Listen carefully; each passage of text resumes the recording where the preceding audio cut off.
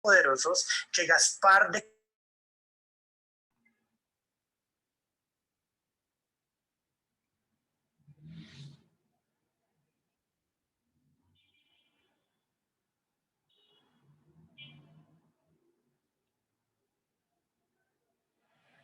Ok, chicos, buenos días.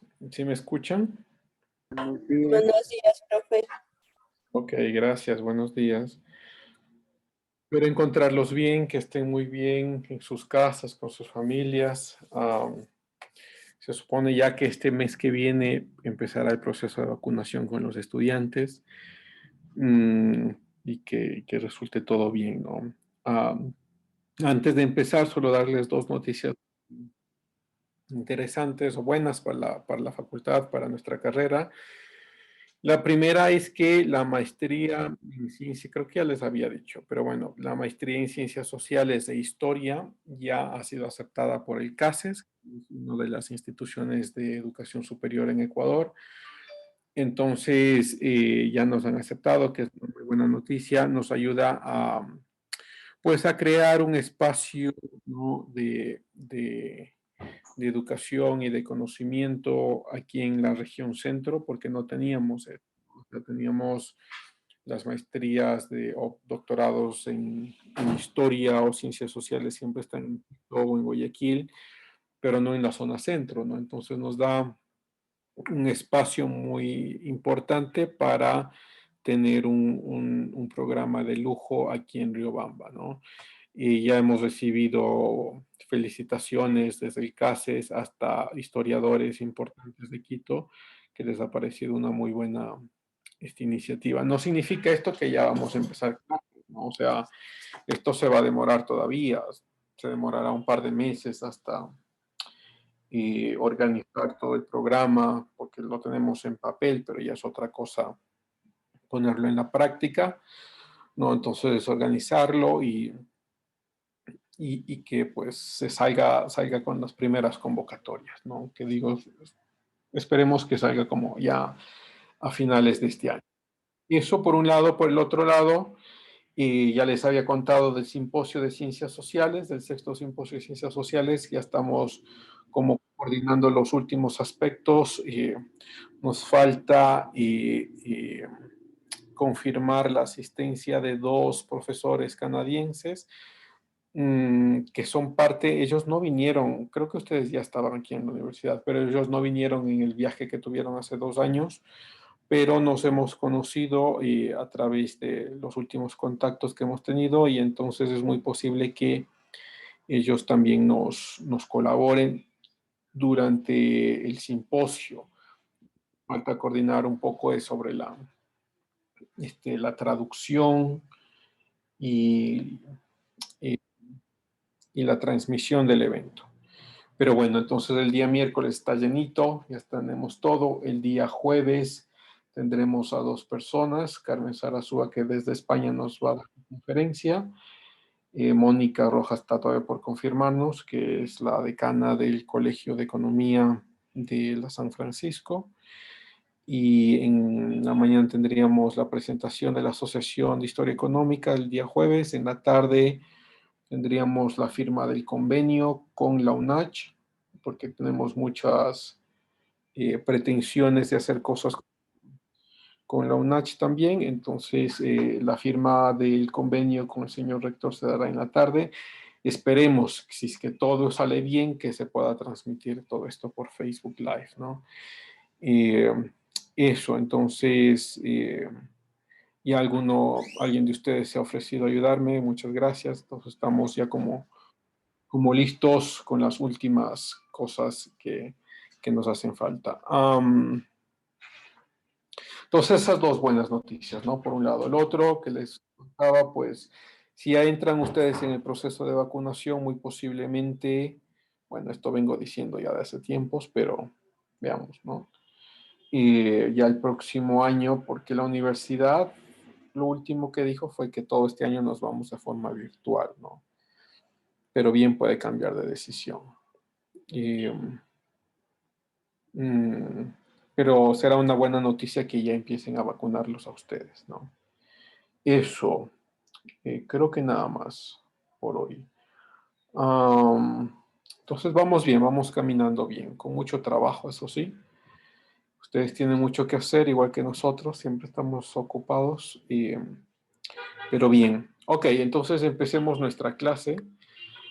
Am, por cierto, supongo que ya sus trabajos ya están en la plataforma y ya los revisaré esta semana. No se olviden de hacer el siguiente trabajo también, la próxima lectura que también ya está en la plataforma. Entonces pueden ya adelantarse a ello. Eso, nada más. ¿Tienen alguna pregunta o consulta de la parte del trabajo o está todo claro? Ok, supongo que está claro. Bien, empecemos la clase entonces. Cuéntenme, ¿quién quiere contarme qué es lo que vimos la clase pasada? Yo, profe. Ok, Carmita, por favor. Bueno, vimos la clase pasada sobre Bartolomé de las Casas, también la creación de dos cárceles de la Inquisición, que fue en Perú, una y otra en México.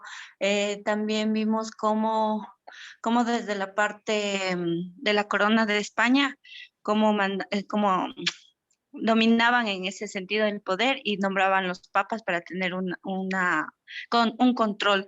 También cómo se explotó nuestra riqueza en el sentido del oro y cómo comenzaron también a consumir lo del pan que mencionaba mediante lo que es del trigo y todo lo que en ese tiempo influenció para también la persecución a nuestros indígenas.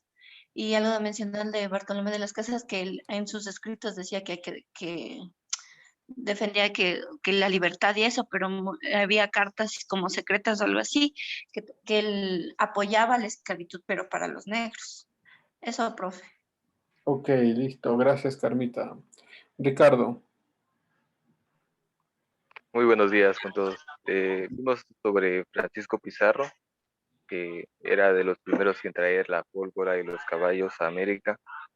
Y también nos habló un poco acerca de la reina Isabel la Católica, que pues su muerte y su petición es como una especie de antecedente para lo que vendría después con las leyes de Burgos eh, y las leyes de las Indias. También que surgieron una serie de impuestos en esas épocas de las colonias y uno de estos pues eran las encomiendas. Nos habló también, como dijo Carmita, acerca del monje Fray Bartolomé de las Casas, que sus propósitos pues eran precisamente eliminar estas encomiendas a través de sus textos que ahora se sabe que exageraban un poco. Eh, También se formaron ya en América Latina los virreinatos de Nueva España y el virreinato de Perú, y estos eran pues como órganos administrativos que se organizaban mediante un virrey que estaba al servicio de la corona. Eh, Después el papado designaría obispos, obispos e iglesias que serían supervisados por los españoles y no por el papa. También vimos las órdenes que más influencias tienen o, o tuvieron aquí en América Latina y son los dominicos, los franciscanos y jesuitas. Incluso nos comentaba un poco acerca de cómo esta influencia sigue presente en las universidades del Ecuador y también, como dijo Carmita, de las cárceles que se crearon en Perú, México y Colombia y la crisis de inflación que apareció posteriormente en Europa y afectó sobre todo en el caso de España y que era tan grave que en algunos casos se llegaba incluso hasta cometer canibalismo y a matar a sus hijos por, por la escasez de alimentos.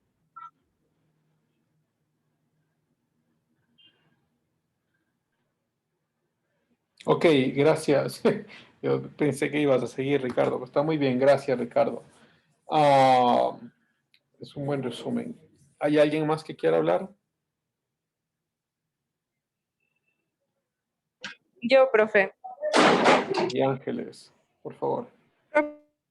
Profe, en esto de la Inquisición, o sea, había una pregunta, o sea, ¿por qué decían que, o sea, ellos luchaban contra el criptojudaísmo, pero, o sea, también vuelta a pretendían calmar a los cristianos viejos y igual eran asesinados de estos, por decirlo así, cristianos viejos? O sea, eso no entendí muy bien. Ángeles, dije, ¿quién dijo eso? ¿Dije yo que los cristianos viejos eran asesinados? No, no, yo leí un poco porque en serio me quise investigar más acerca de las inquisiciones y salió en que incluso ellos también eran asesinados. Ok, a ver si es que entiendo un poco. Los judíos, sí, los judíos eran perseguidos por la Inquisición porque no eran católicos, ¿no?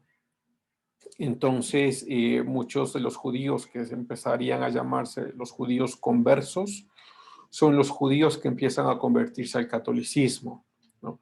Muchos de ellos, claro, no eran, o sea, no eran católicos, sino que en el exterior se habían convertido en católicos para que no los persiguieran.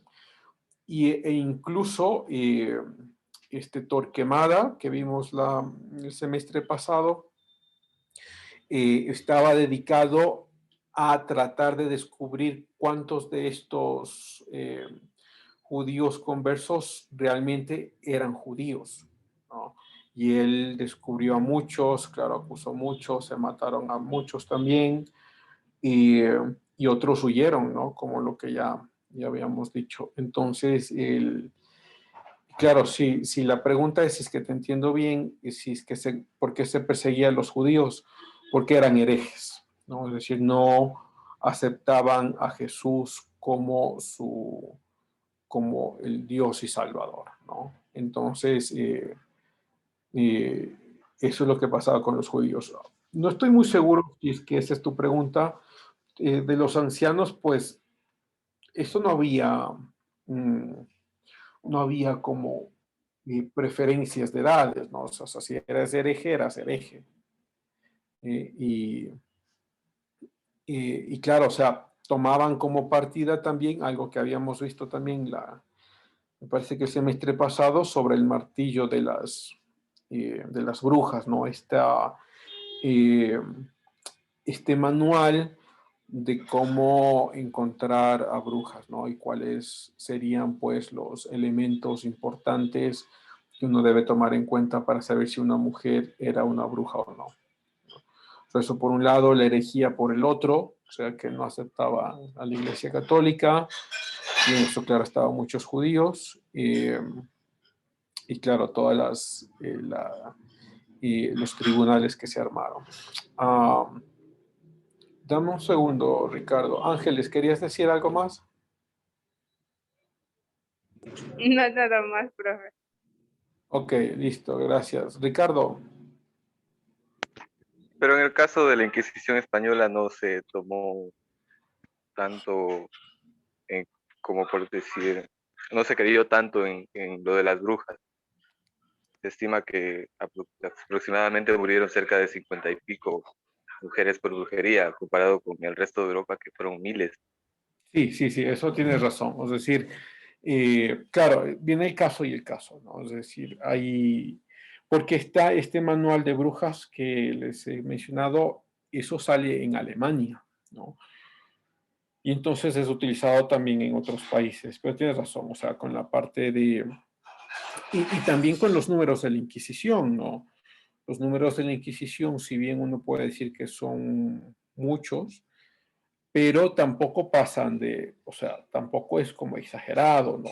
Porque la Inquisición eh, no era únicamente el castigo a la muerte y la tortura, ¿no? Había múltiples castigos, como ya mencionamos algún rato, ¿no? Como la pérdida de la excomunión, que es casi como perder la ciudadanía, la expulsión de los estados, perder tus propiedades, eh, incluso tus familiares eran expulsados, ¿no? Y al final, si los casos eran como muy graves, eran las torturas y la muerte, ¿no? Pero no era en todos los casos. Ok, chévere, gracias a Ricardo. Supongo que nadie más, ¿no? ¿O hay alguien más que quiera hablar? Ok, me comparto acá. Al mapa no le tomen en cuenta, porque ustedes son gente muy inteligente que ya sabe qué es esto. Algún dato para hablar de esto.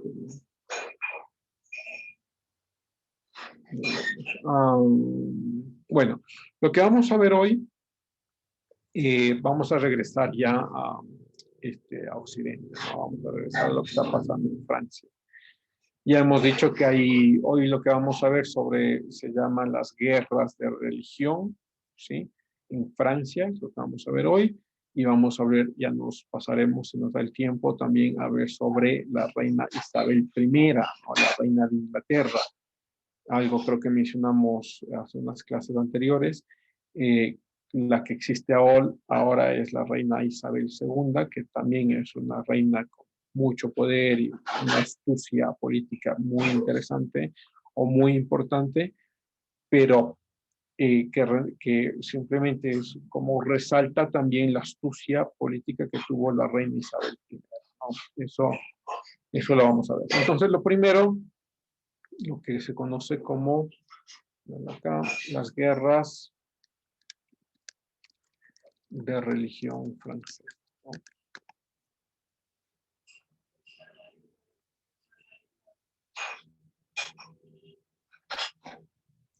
Ok, entonces aquí puedes poner ahí las fechas, ¿no? De 1562 a 1598. ¿Sí? Primero, hay dos cosas que está pasando en Francia en este momento, ¿no? Estamos en el siglo XVI. Ya a finales del siglo XVI. Terminaremos hoy el siglo XVI, ya pasaremos al siglo XVII la próxima clase. Hay dos bandos que están aquí en Francia.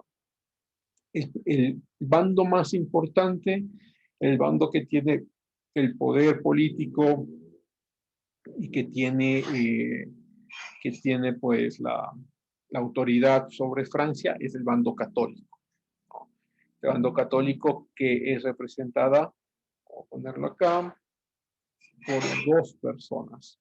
Catalina, que ya estaba ahí, la foto, Catalina de Médicis, que es la reina, ¿sí? Está acá. Catalina de Médicis, de hecho es ella la que está aquí. Es ella por un lado y su hijo, que es Carlos IX.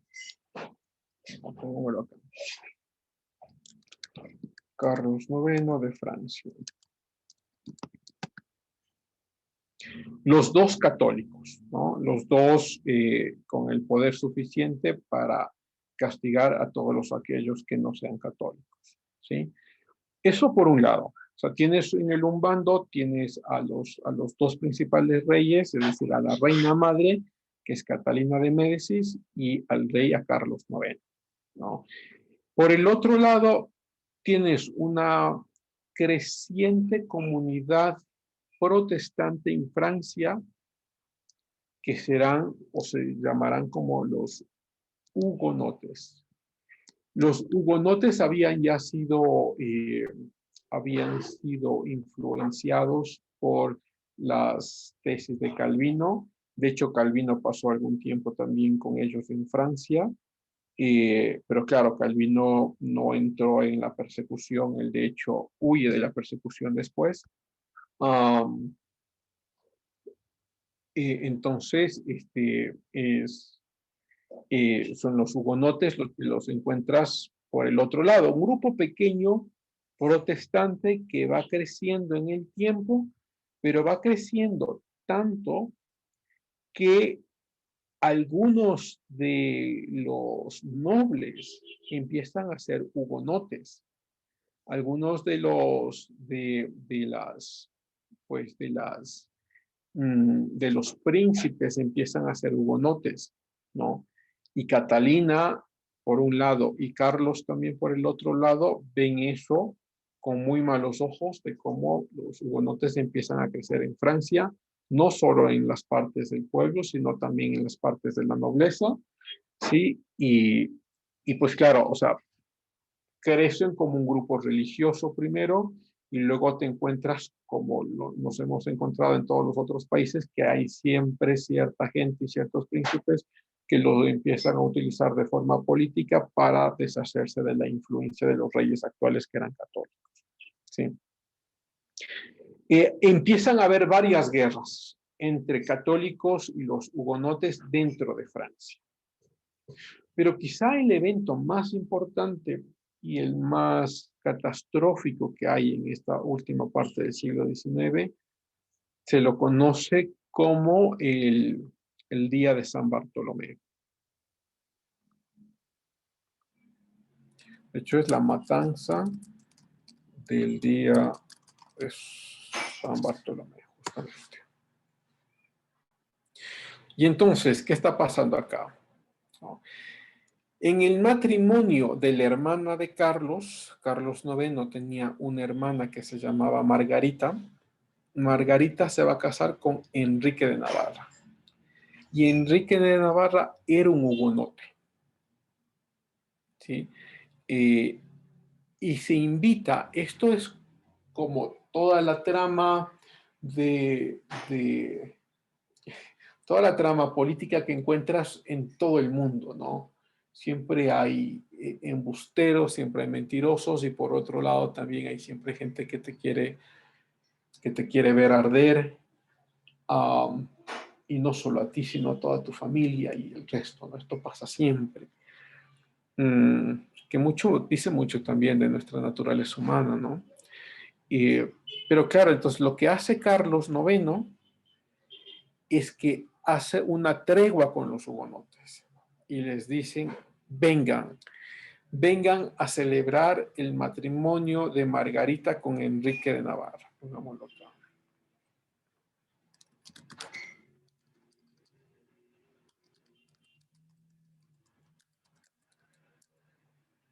De hecho, creo que hay una película de Enrique IV. Me parece que hay una película.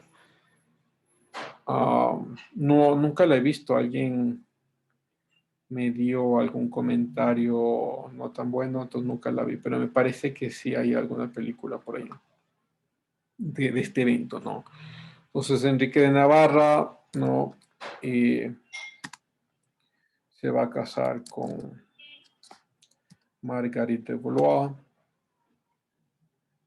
Está acá, a ver si tenemos alguna foto de ella.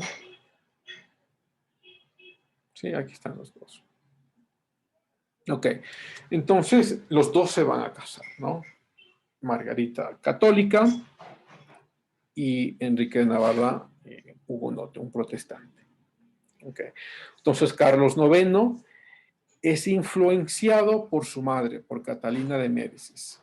Catalina influye a Carlos IX para la trama que van a hacer. Entonces invitan a hacer una tregua con todos las pompas, invitan a los hugonotes para que vengan al matrimonio, que celebren el matrimonio y los nuevos reyes que va a tener Francia, ¿sí?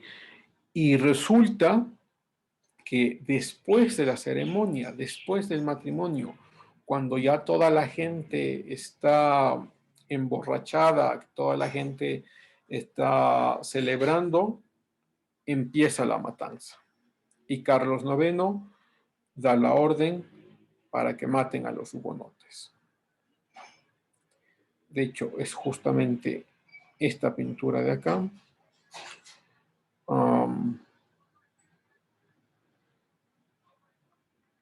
El autor de esta pintura, lo voy a poner acá porque es importante que lo conozcan, François.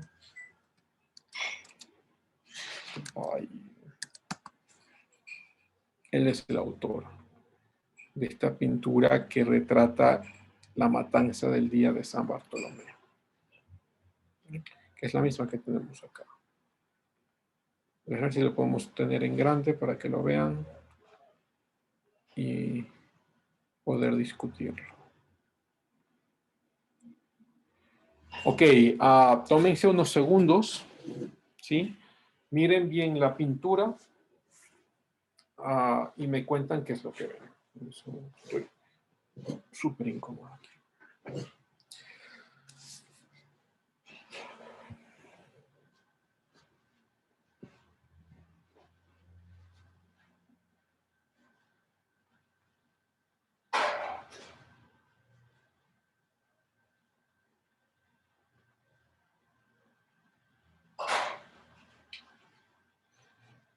Esto es en París, ¿no?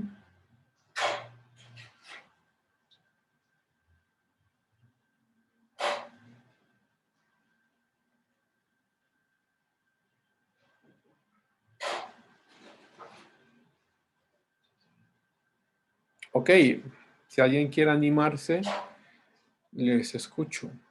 ¿Qué es lo que ven en la pintura?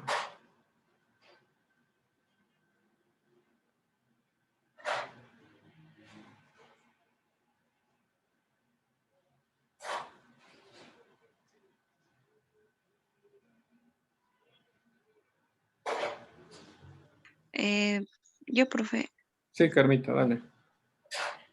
bueno, lo que vemos aquí es a personas suplicando por su vida, otros siendo maltratados con garrote, hay un enfrentamiento, o sea, por donde ustedes lo vean, todos contra todos, o sea, están peleando, están suplicando, esto está, algunos están llevando las pertenencias, otros están enfurecidos, o sea, al fondo se ve también que están como tratando de proteger a alguien y otros así como eh, que está el tumulto de gente ahí de muertos, me imagino, al fondo. Ujú. Eso, profe. Ok, chévere, Carmita, gracias.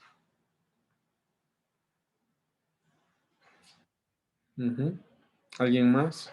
¿Alguien ve algo como curioso fuera de tono o algo que les parezca como raro?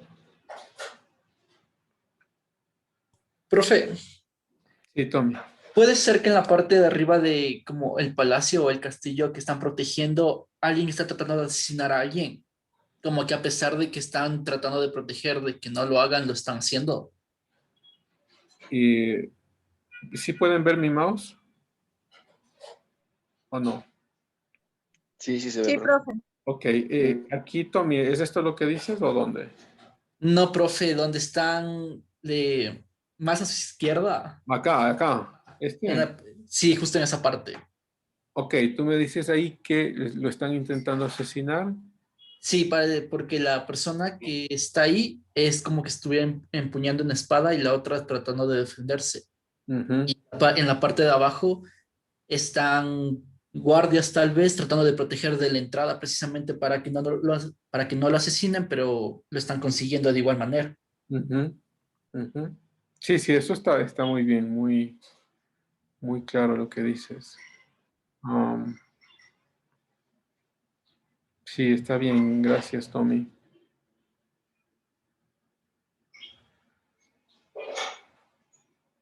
Ok, ¿alguien más?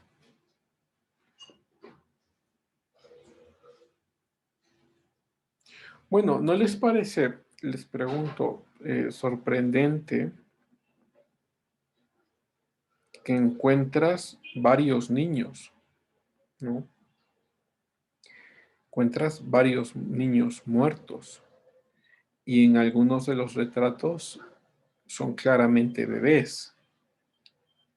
Y hay un retrato específico, a ver si lo encuentran, que da la impresión, por la forma en la que se encuentra el cadáver y la forma en la que se encuentra el bebé, que es un feto que acaba de ser extraído del cuerpo de su madre. Y a ver si lo encuentran dónde está.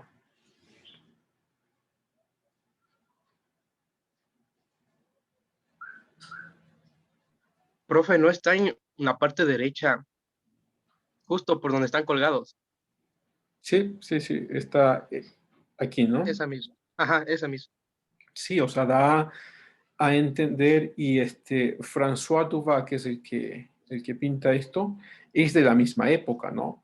Muy seguramente él lo vivió, él vio esto y lo ha pintado de sus recuerdos. O sea, no es que viene alguien, ¿no? Un siglo después o varias decenas de años después a pintarlo, no. Muy seguramente lo vivió y recuerda lo que pasó y lo pinta de ahí.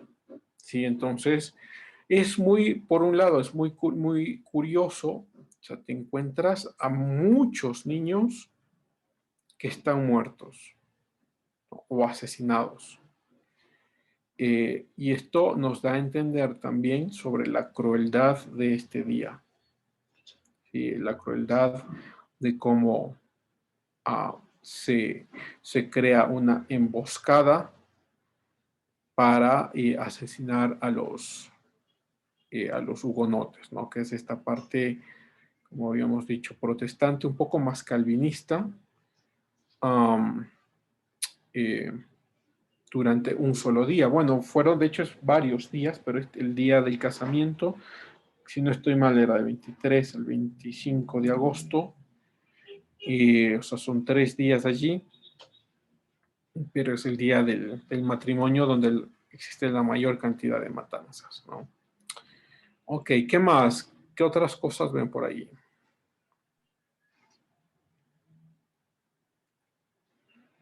Lenin. Ya, Listen, no creo que vale mis auriculares. En la parte del medio, Listen, si podría bajar un poquito más para abajo el mouse.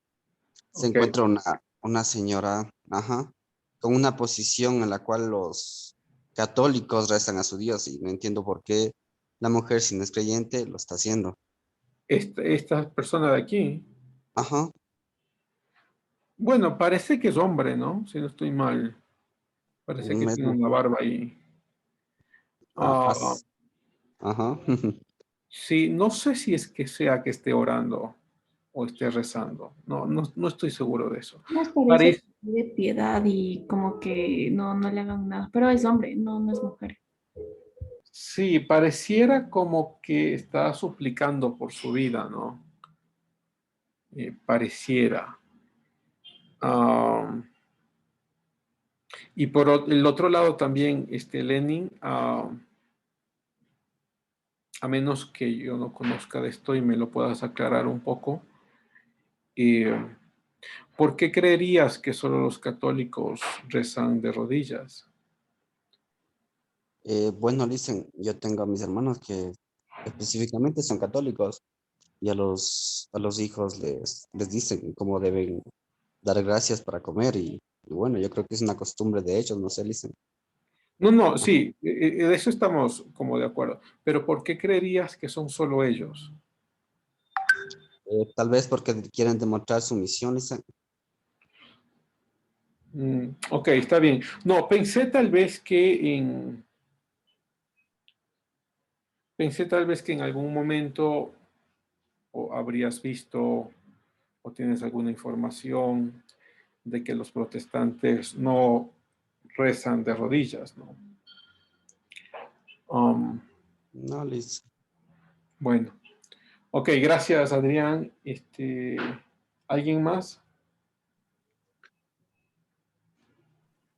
Sí, profe, también junto a la imagen que describió Lenin, está ahí una persona degollada y vemos como sus atacantes en este caso sostienen su cabeza en la mano y la persona que está arrodillada como que intenta extirparle los intestinos, parece que le Ujú, está abriendo. Ujú. ujú. Bien, la persona que está degollada, creo, Pedro, es esta que de aquí, ¿no? Sí, profe, esa misma. Ah, y acá está la cabeza, claro, claro. O sea, lo que estamos viendo allí es que muy posiblemente, es lo más seguro, o sea, hubo ahorcados, hubo degollamientos, ¿no? Hubo asesinatos a niños. Sí, Pamela, ¿querías decir algo?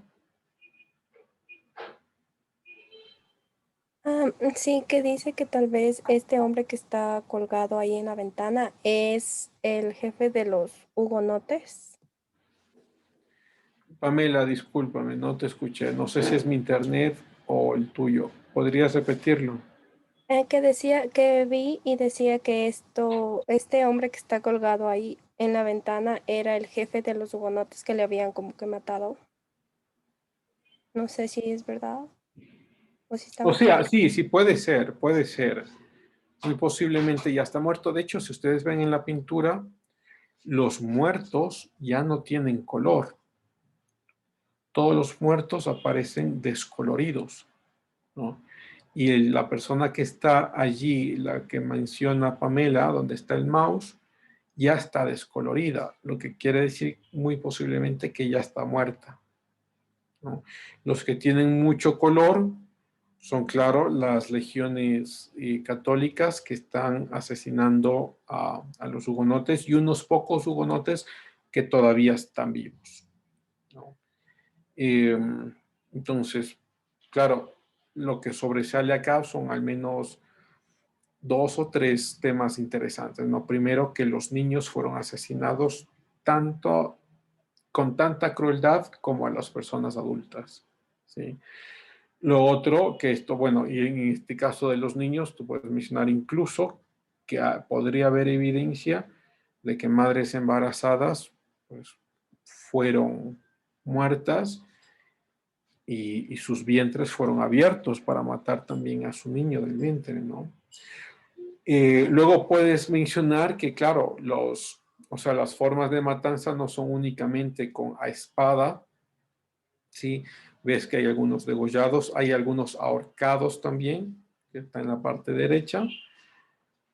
Y lo otro que pareciera, tal como están las cosas en la pintura, que son muchos, muchísimos. Ya les voy a dar entonces algunas de las cifras. Salgamos aquí.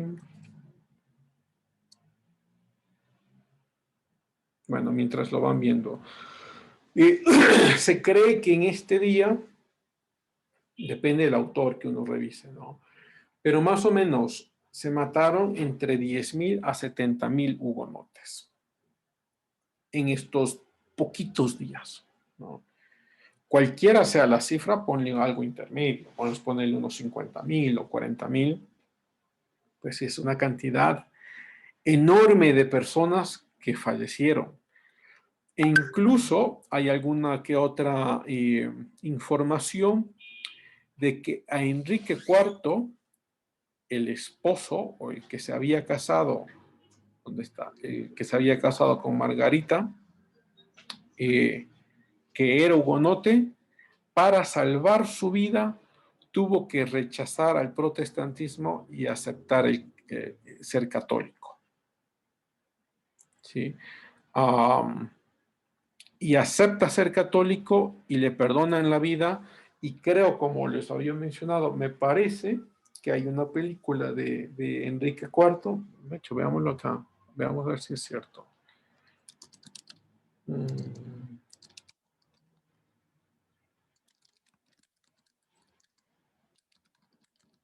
A ver si es verdad.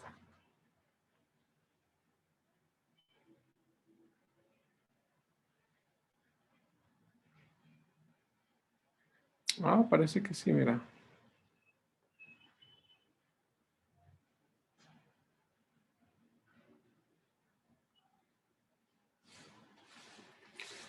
A ver. Que no me vaya a salir. En este video que estamos grabando y me va a salir alguna de esas tonteras que siempre sale. Notificaciones, no.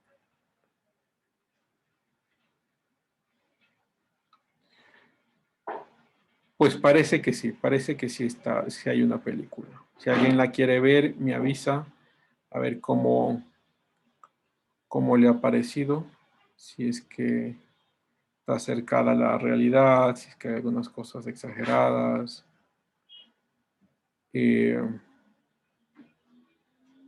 De alguien que algún rato me comentó de la película, me había dicho que es como bastante gráfica, en todo sentido.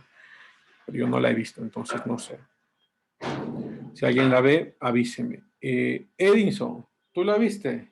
No, yo tengo una duda, profe. ¿Qué necesita una religión o sea, los requisitos para ser una religión, para ser considerada una religión. Mm.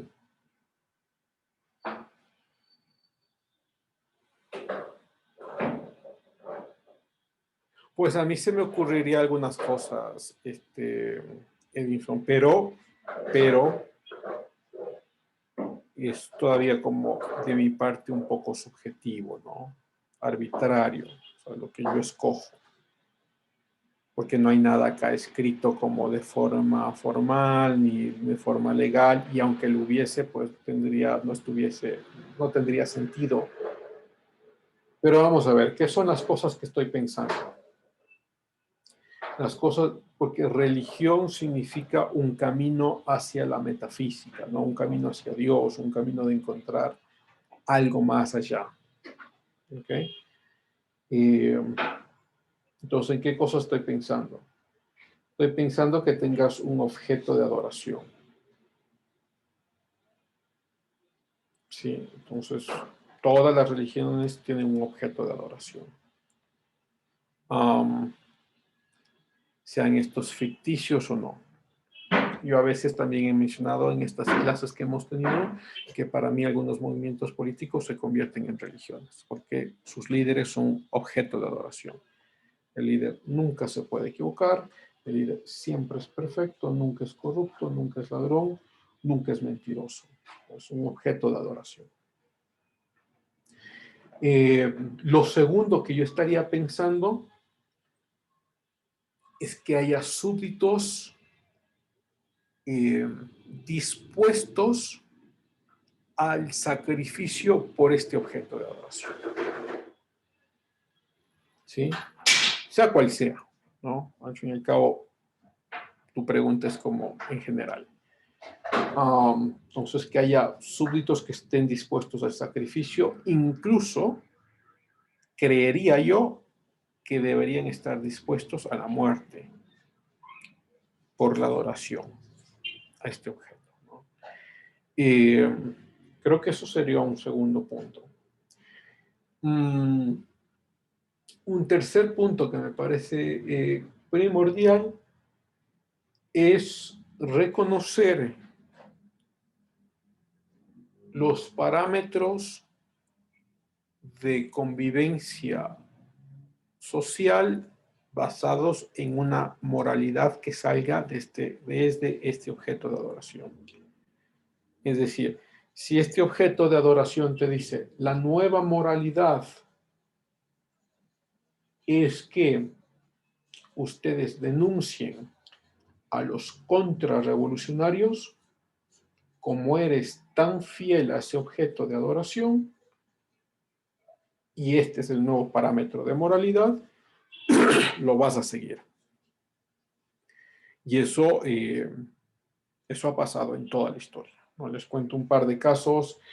En la Unión Soviética se había creado toda una nueva moralidad en la que, claro, el supremo padre patriarcal o el supremo dador de la vida y del bienestar era el Estado, y cualquiera que hablara mal del Estado o de su líder, sea Lenin o Stalin después,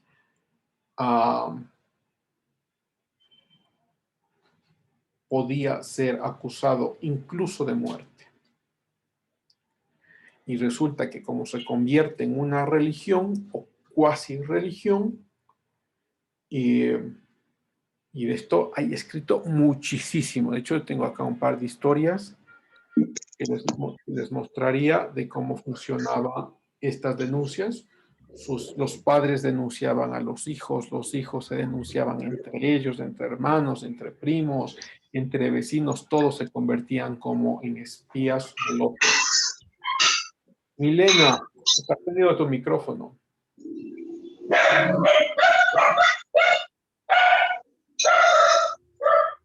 Milena, suenas a un perro. Ok, ya lo corto acá. Bueno, entonces, claro, decía, eso es un ejemplo. Otro ejemplo es como lo que ha pasado en Venezuela y lo que estaba pasando aquí. Que muchos grupos, incluso en redes sociales, empezaban a organizarse para denunciar quiénes eran los contrarrevolucionarios, o sea, quienes no estaban a favor de la revolución. Y pasó también aquí en Ecuador hace unos posiblemente 6 o 7 años. Y yo recuerdo porque un par de amigos míos, bueno, amigos entre comillas, habían estado metidos en estas páginas y entré, era una página de Facebook en la cual se denunciaba, sacaban fotos, o sea, fotos enteras de la gente con un cuadrito, le decían rojo y una flechita diciéndole, este se llama tal, trabaja en estos lugares o en este lugar, vive en esta dirección y es contrarrevolucionario, o sea, no está a favor de la revolución ciudadana. Eso a mí me asustó muchísimo, inmediatamente los eliminé de mis contactos, pero eso no pasó solo aquí, eso pasó en Venezuela, como en muchos otros lugares. Entonces la generación, diría yo, de un sistema de moralidad que sale de este objeto de adoración, que sería tu Dios, ¿no? Un sistema de moralidad del cual estás dispuesto a seguir porque adoras a este objeto de adoración, ¿no?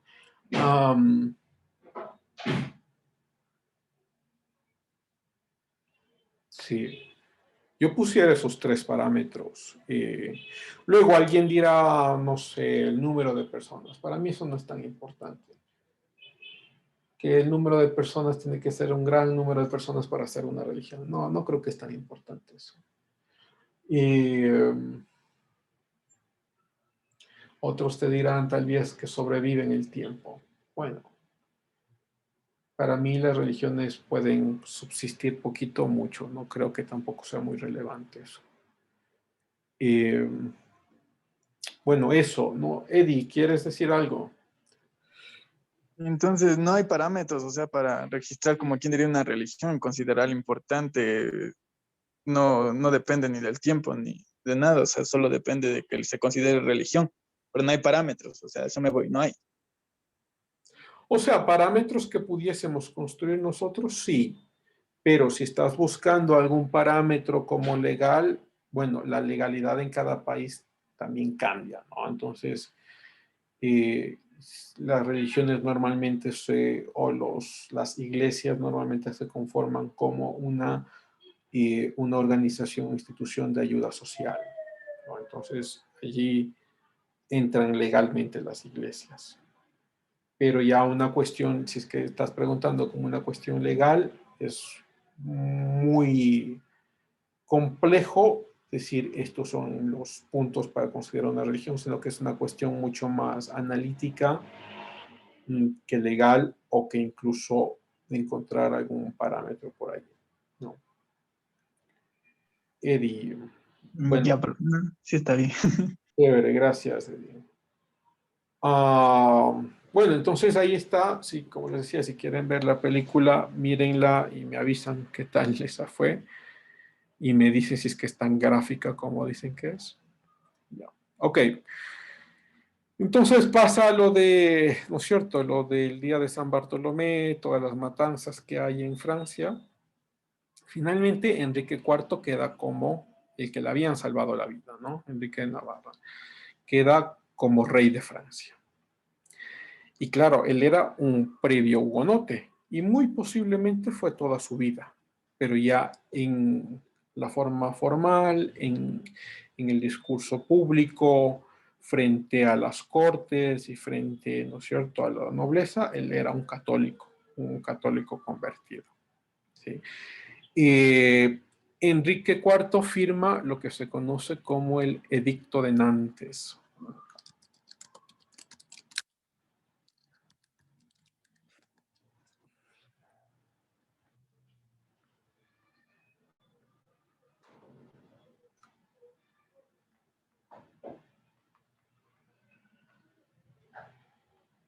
Ok, 1629. Ah, no, esta es la derogación. Edicto de Nantes, 1598. Sí, aquí está. Entonces, Enrique IV firma el Edicto de Nantes, otorgando tolerancia a los protestantes en Francia. Es decir, ya no se va a perseguir ni se va a matar a los protestantes en Francia. Muy posiblemente porque él seguía siendo un protestante. Puerta adentro, ¿no? Puerta adentro, donde solo él sabía, y posiblemente su esposa. Pero puerta adentro, puerta afuera, él era un católico que se había convertido. Entonces él, cuando ya es rey, firma este edicto de Nantes, ¿no? Entonces los protestantes tienen por fin cierta libertad en Francia. Y claro, al mismo tiempo protege a los protestantes en Francia de la Inquisición. Es Enrique IV el que protege a los protestantes de la Inquisición católica. ¿Sí? Había todavía un par de cosas que les exigía. Exigía que los diezmos de los protestantes no vayan a las iglesias protestantes, sino a la iglesia católica. Y bueno, ya en ese caso, pues si es que estamos negociando sobre tu vida, pues que cojan los diezmos y se vaya a la iglesia católica, ¿no? Y que el matrimonio siga siendo una cuestión de la iglesia católica, que no salga de los parámetros de la iglesia.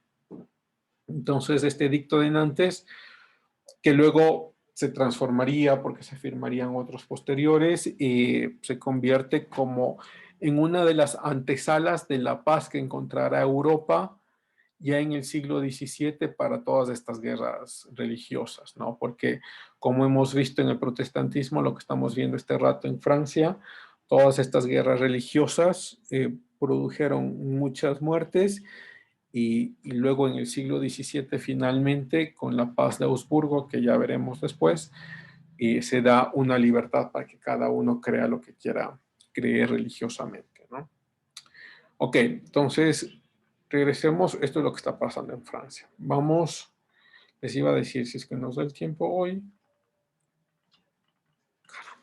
Vamos a revisar a la reina Isabel I de Inglaterra. La que está en este momento es Isabel II, ¿no? Elizabeth II. La gran Elizabeth. Pero una de las grandes monarcas que tuvo Europa es obviamente Isabel I. Una de las más importantes monarcas que tuvo Europa, ¿no? Bueno, la reina madre, la reina María, muere en 1558. Ella se convierte entonces, asciende, no, de hecho era la hermana, su hermana María muere en 1558. Entonces Isabel I asciende al trono de esta isla, ¿no? Esta gran isla que es Inglaterra. De hecho, de donde saldrá toda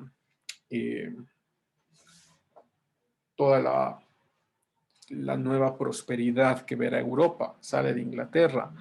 ¿No? Lo que veremos mucho después sobre la industrialización sale de Inglaterra y luego otros países en Europa la copian. Sobre la revolución científica sale de Inglaterra y luego se esparce a otros países, ¿no? Sobre los pensadores económicos, por ejemplo, del siglo XVIII, como Adam Smith, David Ricardo, Thomas Malthus, salen de Inglaterra y luego se esparce a Europa, ¿no? Incluso los pensadores políticos, ¿no? Como John Locke, o los pensadores que tendrán en sus escritos ya ideas de democracia, ¿no? De elecciones y demás. Claro, sale en Inglaterra y en Francia, pero está allí siempre Inglaterra, ¿no? Inglaterra se convierte como en el sustento de lo que va a pasar luego en Europa. Ya el siglo de oro de España ha pasado. España empieza en una decadencia constante y no volver a alzar cabeza por mucho tiempo, ¿no? O sea, el mayor monarca que uno pudiese ver o el mayor tiempo de prosperidad que uno pudiese ver en España es en el siglo XV, ¿no? Con la conquista de América. Luego tienes a Carlos V como el gran emperador, que es Carlos I de España. Sí, tienes la conquista de América, tienes la gran y hermosísima, digo, porque hay mucho que hay que estudiar ahí de de la escuela, de las escuelas y pensamientos que salen de España.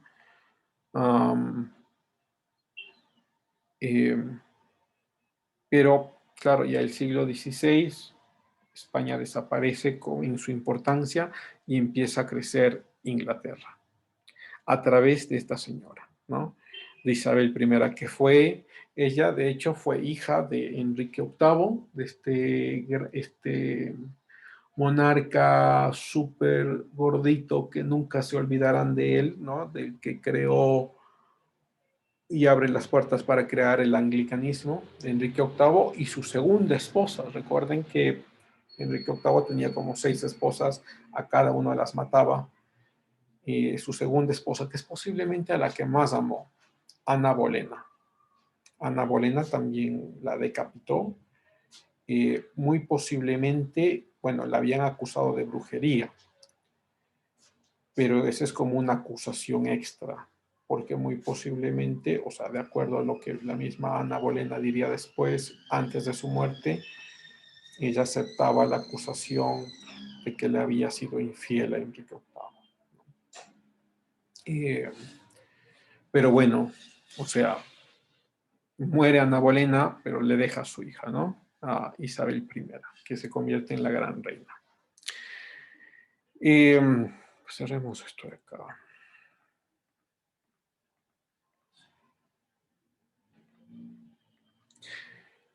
El gran reformador, que capaz alguno de ustedes lo ubica, John Knox, sí, que es de Escocia. Escocia se añade a Inglaterra. Y John Knox diría en una de sus cartas sobre Isabel, sobre la reina Isabel, John Knox diría: Isabel no era ni buena protestante ni una papista dedicada. ¿Y qué es lo que pasa con Isabel? Que a Isabel no le importaba la religión. Aunque ella en papeles pudiese ser protestante, ¿sí? No le importaba tanta la religión como todos los otros príncipes y reyes en Europa. Sino que si ella tenía que ir a un país católico, lo hacía y se comportaba como católica. Si ella tenía que ir a un país protestante, lo hacía y se comportaba como protestante. Y entonces lo que dice John Knox en esta frase es mucho, es muchísimo. Lo que está diciendo es que la reina Isabel es una de aquellas políticas que sabe a jugar muy bien a este conjuro de mayorías y minorías que la política necesita, ¿no? O que requiere. Es decir, empieza a salirse de este juego religioso de si no eres católico te mato y si no eres protestante te mato. No, se empieza a salir de ese juego religioso y empieza a haber cierta libertad o mayor libertad en Inglaterra de lo que había en otros países. Ya protestantes podían vivir sin problema y también católicos. ¿Sí? Entonces era una estratega de primer mundo, o sea, una estratega política muy inteligente. De hecho, o sea, sus mayores enemigos, en principio, sus mayores enemigos no eran ni siquiera los religiosos, no eran ni los protestantes ni los católicos. Resulta que su mayor enemiga era una prima que se llamaba María reina de los escoceses.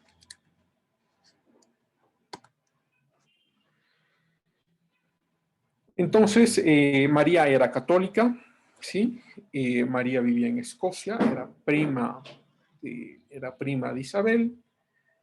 Cuando Escocia llega el calvinismo y finalmente se toman el poder en Escocia los calvinistas, María es despojada de su trono y para salvar su vida huye a los pies de Isabel.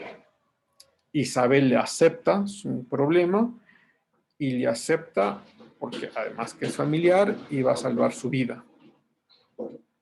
Pero inmediatamente Isabel se da, veamos si tenemos alguna imagen de María por acá.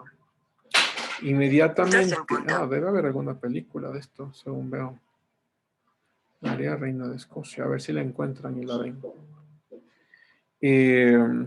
María encuentra, pues Isabel encuentra que María viene con otro tipo de pretensiones a Inglaterra. Es decir, que viene con pretensiones de tomarse el trono de Isabel. Entonces, Isabel, como les decía, muy astuta, como una política con demasiado habilidad para moverse en esta dinámica, entonces pone bajo arresto domiciliario a María durante 14 años. Sí. De hecho, o sea, María, incluso durante su arresto domiciliario, estaba ideando matar a Isabel. Y como ella misma había dicho algún dato, y reemplazarla con la María la Católica. ¿Sí? Ya después de su arresto domiciliario, los planes de María fueron muy claros de qué es lo que quería hacer, e Isabel, la prima, la mandó a decapitar. Y en 1586, vamos a ponerlo acá.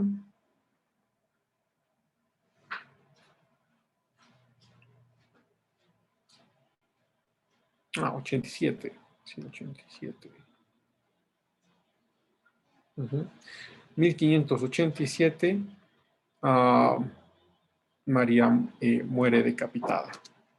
Esto solo te deja ver, por un lado, cómo Isabel se movía frente al poder. Y entonces Isabel juega muy bien con las religiones, juega muy bien con los grupos religiosos y además juega muy bien con los actores políticos. Sabe muy bien quiénes son sus enemigos, en quiénes puede confiar y cómo puede actuar. ¿Sí?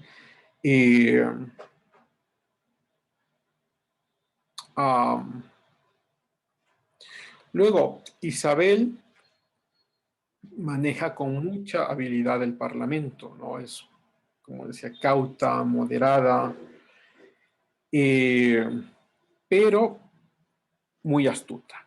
De hecho, ahora se sabe que Isabel daba dinero a los marines ingleses y a algunos piratas ingleses para que atacaran a las colonias españolas.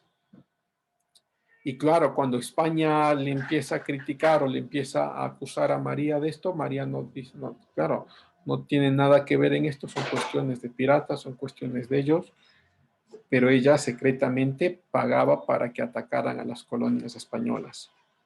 Y por el otro lado, también financiaba económicamente a los hugonotes franceses. ¿Se acuerdan? Lo que acabamos de ver hace 20 minutos sobre los hugonotes franceses, también les daba dinero. ¿Y por qué les daba dinero? Porque así podían mantener en debilidad Francia. Francia que era católica, ¿no? Como Francia era católica, obviamente iba a estar en contra de Inglaterra, que era protestante. Entonces, como Francia era católica, pues María metía dinero a los hugonotes para mantener a esa Francia débil, ¿no? Con problemas internos y que no se enfoque en las cuestiones externas. Finalmente, el rey Felipe II de España, voy a ponerlo acá.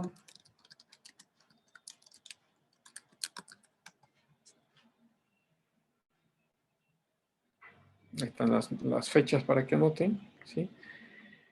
El rey Felipe II de España, cansado de todo lo que está pasando con los navieros ingleses, y que la reina nunca se haga cargo de esto, prepara una invasión a Inglaterra, quiere invadir a Inglaterra. Dice, me voy en contra de Inglaterra, ¿no? Para recuperar, diría Felipe II, el catolicismo en Europa. De hecho, Felipe II recibe el apoyo de la Iglesia Católica, recibe el apoyo del Papa y además que la Iglesia Católica estaba enfurecida por la decapitación de su prima María, ¿no? La que acaba de ser decapitada, la que estaba tramando cuestiones en contra de Isabel. Entonces, la Iglesia apoya a Felipe II. Felipe II se arma con varios navieros para ir en contra de Inglaterra, pero en poquito tiempo, en pocos meses, los ingleses los destruyeron.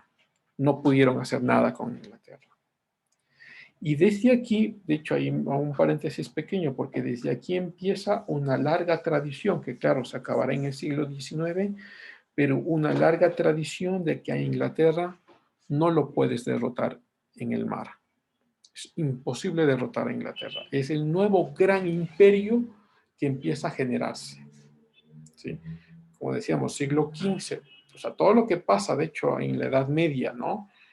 Los últimos siglos de la Edad Media hasta el siglo XV es España el gran rey, el gran reinado, ¿no? España, obviamente, con el Imperio Romano, ¿no? El Sacro Imperio Romano Germano. Pero ya a partir del siglo XVI, no. A partir del siglo XVI es Inglaterra, ¿no? Entonces, es un desastre lo que pasa en el ataque de España a los ingleses. De hecho, yo tengo acá una de las cartas de un oficial de la Armada española que había escrito, uno de los pocos que había sobrevivido, y en esta suerte de diario él había escrito: a menos que Dios nos mande un milagro, los ingleses, que tienen naves más rápidas y muchos más cañones, nos harán pedazos. La flota española después regresa a España con una pérdida de vidas inimaginable, y más que eso, con la vergüenza de haber sucumbido frente a Isabel. ¿Sí? Entonces, como les estoy contando, Isabel es como esta gran reina que mete a Inglaterra dentro del poder de Europa.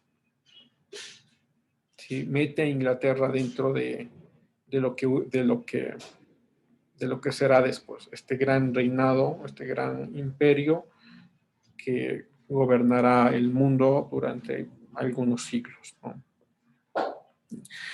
Bueno, me detengo ahí un segundo solo para mencionar un par de cosas pequeñas que están pasando por detrás del reinado de Isabel, que Isabel no tiene ya mucho que ver en eso, pero que está pasando dentro de su reinado, ¿no?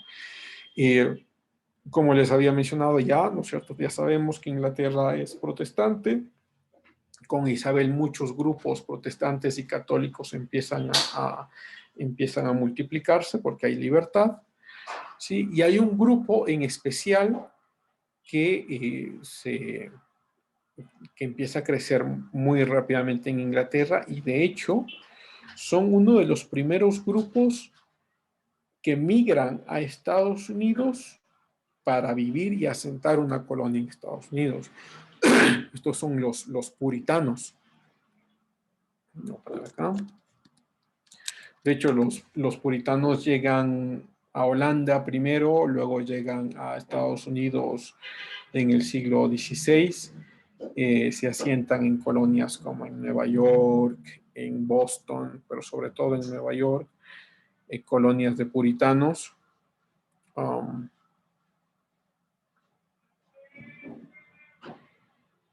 Bueno, entonces siglo XVI, aquí está, sí, siglo XVI y siglo XVII. ¿Sí?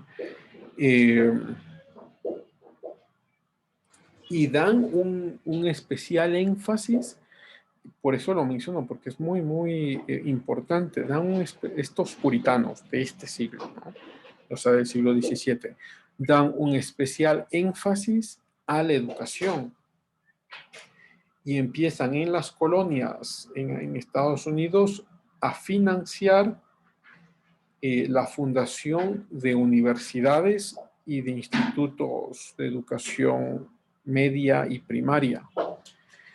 Tanto así que es de hecho un puritano el que funda Harvard University es fundado por un puritano, por John Harvard, que es uno de los, bueno, él no había migrado, fueron sus papás, pero uno de los líderes de esta versión o nominación protestante que va a Estados Unidos, ¿no? Y creo, como ya habíamos visto, recuerdan ustedes, el semestre pasado, claro, el logo de Harvard ha cambiado. Ahora solo dice Veritas.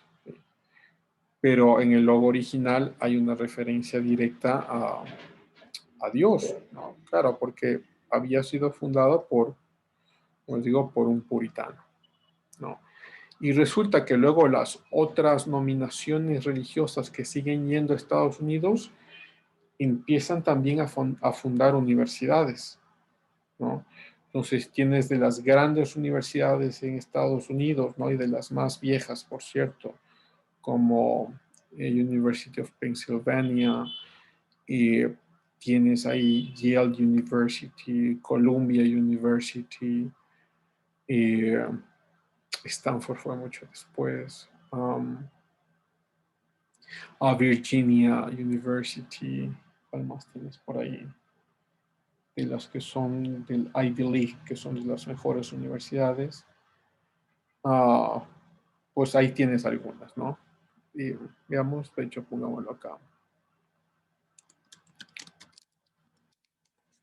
Está escrito Lake. Ivy League. Entonces, vamos a ver quién está aquí. Entonces, claro, tienes a Penn State University, Columbia, Harvard, Dartmouth, Yale, Cornell, se me había olvidado, Cornell, Brown, Princeton también. Y resulta que pues, la mayoría de ellos, si no son todas, vienen de una tradición protestante. O sea, de grupos protestantes que empiezan ya a migrar a Estados Unidos y le dan un gran énfasis a la educación. Sí, claro, ahora, como ya hemos mencionado muchas veces antes, ninguna de estas universidades es religiosa, de hecho la mayoría tiende a ser muy atea, y todo lo que pasa en las universidades, que supongo que ustedes también lo han visto, y lo que está pasando en las universidades a nivel de Occidente, en Europa, pero sobre todo en Estados Unidos. Creo que les había mencionado del testimonio de, ¿no es cierto?, de esta persona, mujer que huye de Corea del Norte. Creo que lo hice con ustedes, ¿no? Y que ella finalmente, luego de huir de Corea del Norte, de todo ese sufrimiento, ¿no? Que tiene que vivir, va a estudiar a Columbia University, justamente a esta universidad de acá. Va a estudiar allá y resulta que la opresión, como la falta de libertad para expresarse, para tener sus propias opiniones, era tan abrumadora que creía que incluso era tan mal o tan perverso como estar viviendo en Corea del Norte. Bueno, creo que es una exageración, pero sí entiendo lo que quiere decir. Entiendo. Porque nuestras universidades en América Latina también funcionan más o menos de esa forma, sobre todo las universidades públicas, ¿no? En universidades públicas tienes que ser marxista y comunista para pasarla bien. Si no eres marxista y comunista, la vas a pasar bastante mal porque te criticarán desde los profesores hasta los alumnos, tendrás problemas a nivel administrativo. Bueno, eso que parecía que solo pasa en América Latina, ahora en Estados Unidos pasa y de forma muy continua y cada vez de forma más visible, ¿no? Y de eso hay muchísimos testimonios. El único que les puse fue ese, pero ustedes bien podrán ir a ver allá lo que se llama el cancel culture.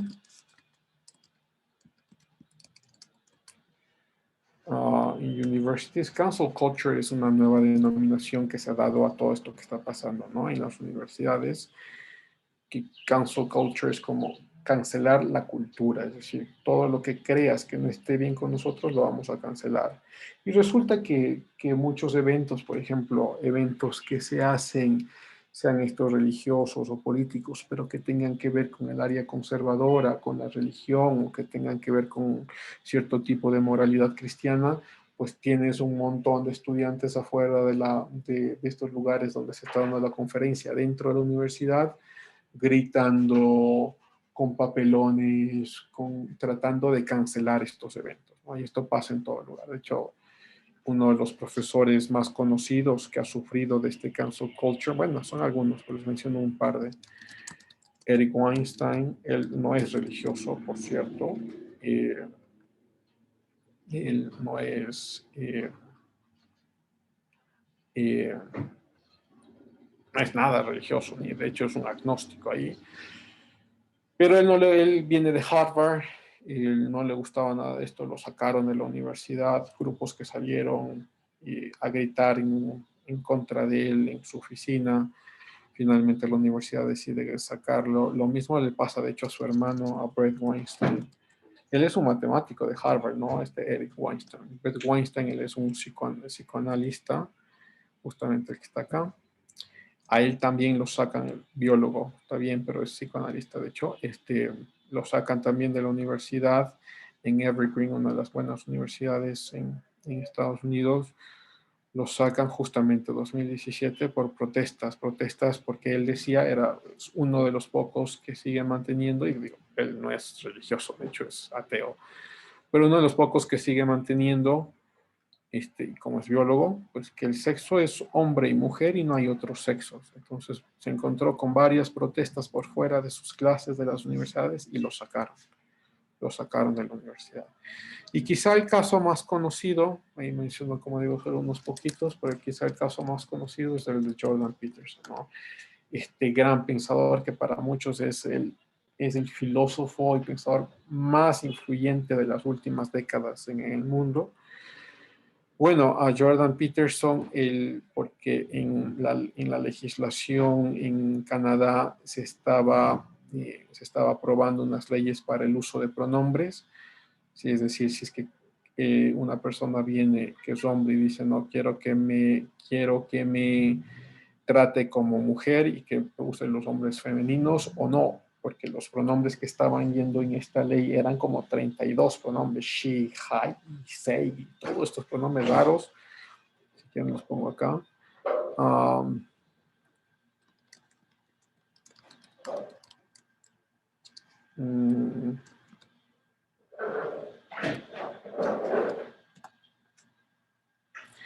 Sí, todos estos pronombres de acá, ¿no? Entonces, o sea, era una locura. Y si es que, pues, no querías utilizar estos pronombres, nuevos pronombres, que eran como 32, bien te podían acusar y bien te podías ir a la cárcel, ¿no? Entonces, él va en contra de eso, tiene grandes problemas en la universidad. De hecho, él pierde un puesto para ir a estudiar para ser profesor en Cambridge University. Una de las personas que más persecución ha tenido. Pero bueno, esto solo para mencionar que las universidades han cambiado. Ya no son las mismas universidades de antes, ¿no? Y regreso entonces a Isabel. Carmita estaba así. Carmita, alzabas la mano. Sí, profe, una consulta. ¿De pronto usted ha tenido alguna experiencia o en ese sentido?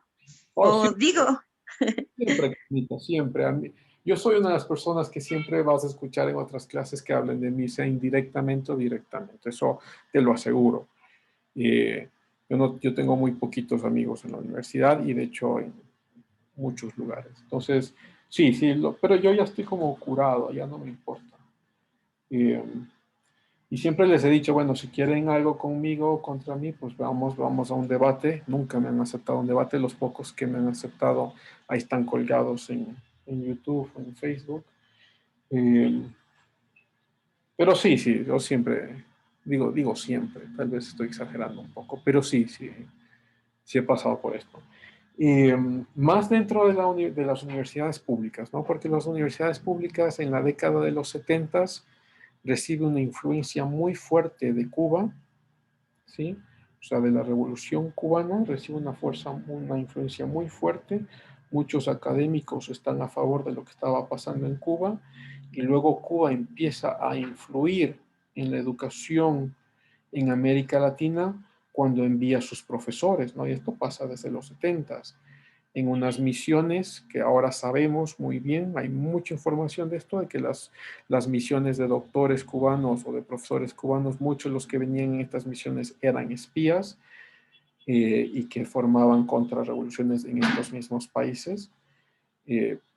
La decisión, por ejemplo, de Bolsonaro, esto ya es aparte de que les guste o no les guste Bolsonaro en Brasil, pues habían muchas misiones de médicos cubanos en Brasil y Bolsonaro decide finalmente dejar de tener ninguna asistencia de los cubanos, del régimen cubano, porque hay mucha información, como les digo, que dentro de estas ligas de médicos que venían de todo. O sea, venían militares, venían gente que hacía espionaje, gente que daba información y gente que también que armaba dentro de estos mismos países movimientos revolucionarios. Entonces también influyen en la educación de forma muy importante. De hecho, no hay universidad hasta el momento, y lo digo de forma, creo que no me equivoco, pero hasta el momento no encuentras aquí en Ecuador, toda universidad pública en Ecuador, o es bien marxista, comunista y atea. Sobre todo en estas carreras, ¿no? De ciencias sociales y de humanidades. Eso creo que es como generalizado.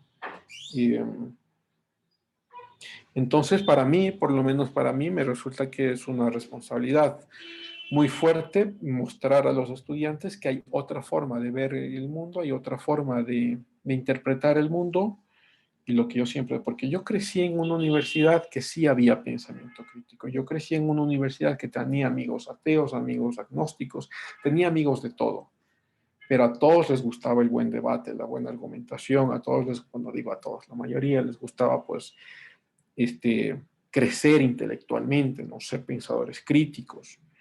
Pero luego ya cuando entras a una academia que lo que quieren es adoctrinarte, que pienses similar, igualito a ellos, ahí sí yo tengo problemas y por eso, claro, no mucha gente les agrada. Pero eso es, Carmita, no digo más que eso. Gracias, profe. Ok, voy a regresar entonces, regreso acá a Isabela I, como estábamos viendo. Y de los grupos religiosos, ¿no? Estos grupos religiosos que crecen mucho en Inglaterra y luego se van a Estados Unidos y a otros lugares como Holanda, y de hecho se van a las colonias, ¿no? A las colonias que tiene Inglaterra. Les muestro acá. Claro, Inglaterra es, ya hemos dicho, las colonias inglesas son mucho más salvajes, mucho más grotescas. Hay verdaderos genocidios comparado con lo que pasaba en España. ¿Sí? Pero no significa esto que son los religiosos los que están haciendo esto, ¿no? Sino que son los que están dentro del poder. Pero ya cuando las colonias están allí, resulta que, claro, muchos de estos grupos religiosos migran a estos lugares para vivir, ¿no? Y forman sus comunidades religiosas y forman las universidades y demás. Entonces tienes, por ejemplo, Canadá, claro, las Islas Británicas, la Guantánamo británica, sí, toda la parte de Sudáfrica. Estos lugares sí son complicaditos, complicaditos. Sudán y Nigeria es muy, muy complicado. Algún rato conversaremos de eso. India, Australia, Nueva Zelanda, ¿no es cierto? Irlanda, Gran Bretaña, y por acá debe estar, más acá, que no lo veo en este mapa, debe estar Hong Kong, pero sí, justamente aquí en Hong Kong. Entonces, de estos grupos religiosos migran, claro, también a estas colonias. De hecho, Australia era el primer nombre que le ponen a Australia.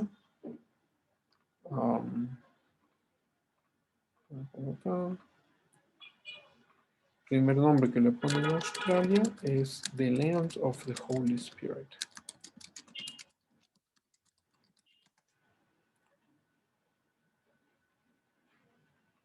Sí, es el primer nombre que le ponen a Australia. Es como la tierra del Espíritu Santo. ¿Sí? Luego, claro, cambiará de nombre. Pero eso para mostrarnos de que muchos grupos religiosos protestantes viajaron a estos países y puedes entender cómo ahora el protestantismo está sobre todo en Estados Unidos, ya muy poco en Europa o Inglaterra, pero sí en Estados Unidos, que viene de toda esta tradición. ¿Ok? Entonces lo voy a dejar ahí. Si tienen algún comentario, con gusto les escucho. Y si no, mientras tanto voy a abrir la asistencia.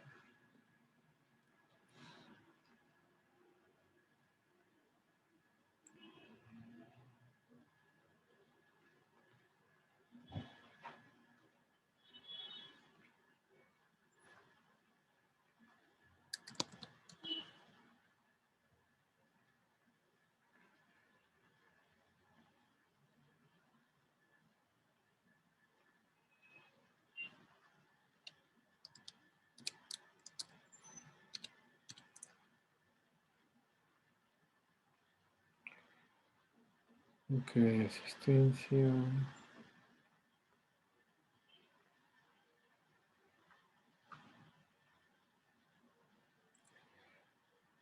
Ok, Brian. Presente, profe. Gracias, Alejandro. Alejandro Barreno. No lo veo conectado. Julio Cabrera. Julio tampoco. Carmen Caguas. Presente, profe. Gracias. Milena Calapucha. Presente, profe. Gracias. Pamela Chonata. Presente. Gracias, Tommy. Presente, profe. Gracias, Ruth. Ruth, ahí te veo. Sí te veo. Gracias. José Daniel. Presente. Gracias. Y Judith, Nicole. Nicole. No está. Carla. Presente, profe. Gracias. Edison. Presente, profe. Gracias. Catherine. Presente. Gracias. Bélica. Presente, profe. Gracias. Evelyn Carolina. Presente, profe. Gracias. Ana Carolina. Profe, Caro me dijo que estaba intentando ingresar a clases, pero que no le funcionaba el Zoom. Me está llamando a captura, profe. Ok, chévere, ya le pongo. Ya, Gracias. gracias. Ricardo. Presente, profe. Gracias, Lenin Adrián. Presente, dicen. Gracias, Ana María. Presente, profe. Gracias, Diego José. Presente, profe. Gracias, Silvana Marisol.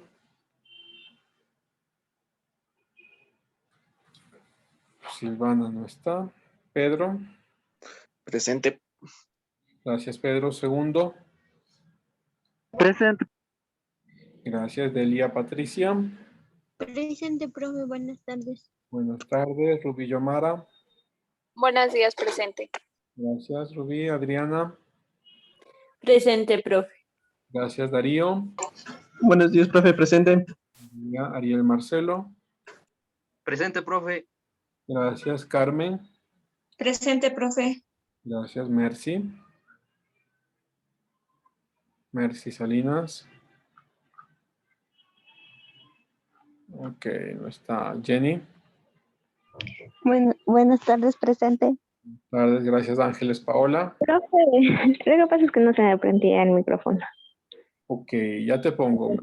Ya listo, gracias. Ya estás, gracias. Ángeles. Ángeles, sí estaba. Angie. Presente. Gracias, Valeria. Valeria. Ok, gracias. Y Daniel. Presente, profe, buenas tardes. Buenas tardes. Llegaste tarde, Daniel. Está mal mi internet, profe. Me saca y me mete clases en todas las materias. No sé por qué. Ok, y listo. Profe, disculpe. Julio, ya te puse, Julio. Muchas gracias, que se me pasó. No hay problema. Listo. Gracias, chicos. Nos vemos. Cuídense. Hasta mañana, profe. Luego. Hasta mañana.